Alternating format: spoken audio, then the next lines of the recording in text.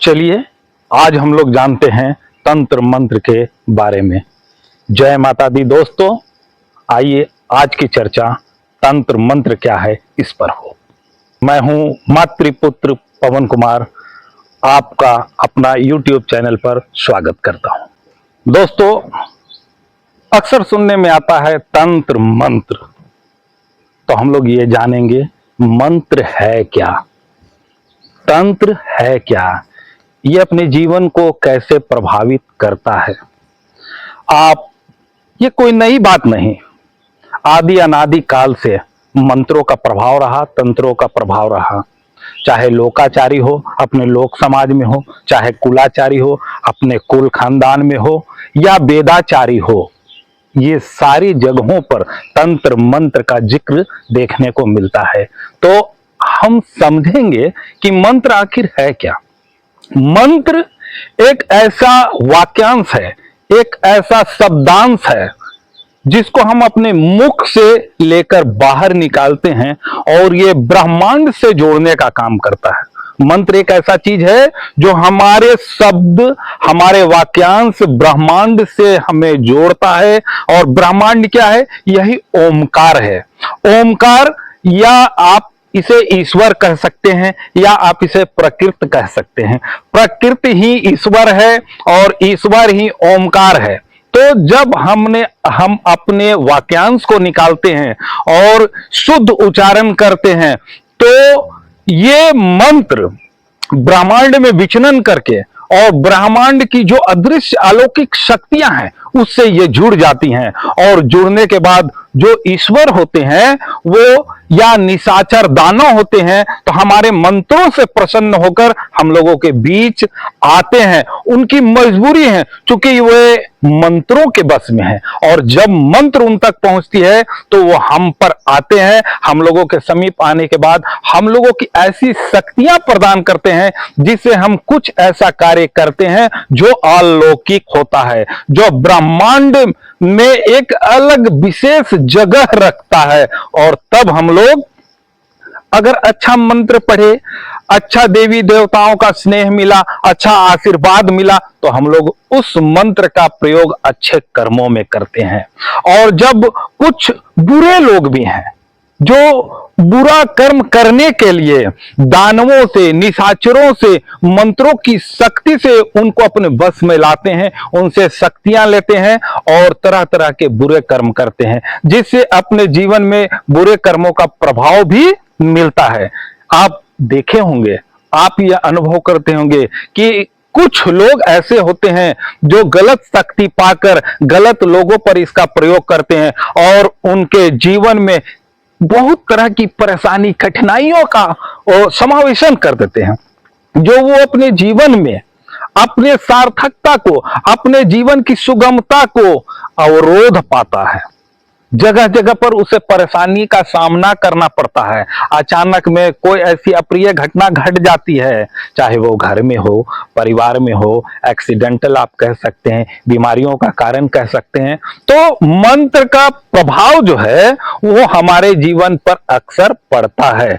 अब क्या है कि मंत्र जो है वो हम प्रकृति से जुड़ने के लिए कर सकते हैं, अपने जीवन में अच्छा कर्म करने के लिए कर सकते हैं, दूसरों की समस्या को समाप्त करने के लिए मंत्र का प्रयोग कर सकते हैं।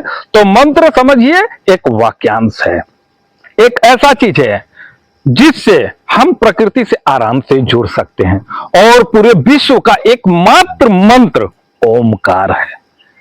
स्वयं शिव, स्वयं ब्रह्मांड, यही तो ओमकार है। तो आप समझ गए होंगे कि मंत्र क्या है। अब मैं आपसे चर्चा करने जा रहा हूं तंत्र।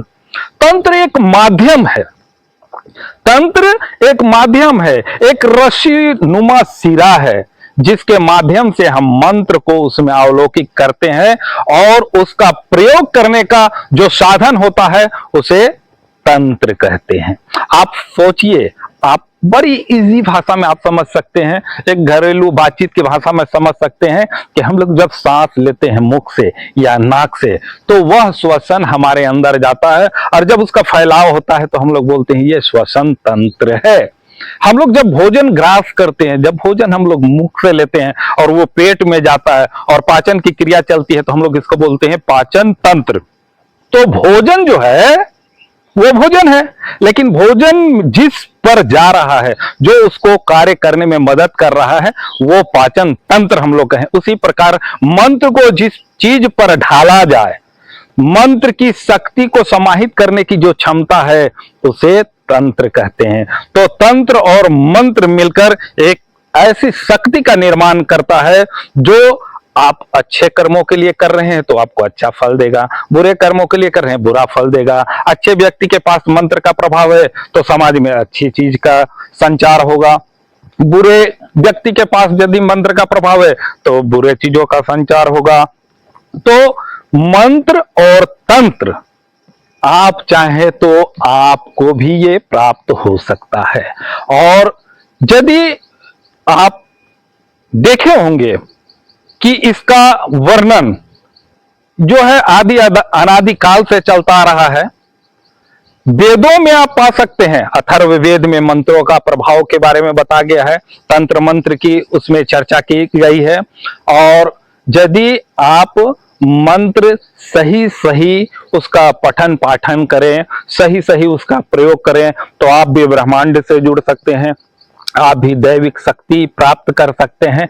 और यदि आपको बहुत कुछ मंत्र नहीं आ रहा हो, बहुत कुछ आप नहीं जानते हो, और अगर आप जीवन में परेशानी झेल रहे हो, चाहे आपकी अकाल मृत्यु का कोई कारण हो, घर में बीमारियों का कारण हो, या घर में कलह का कारण हो, नौकरी चाकरी में समस्या उत्पन्न होता हो, या आप देखेंगे कि किसी की बुरी नजर हैया आप पर लगती हो, तो आप उससे कैसे बच सकते हैं।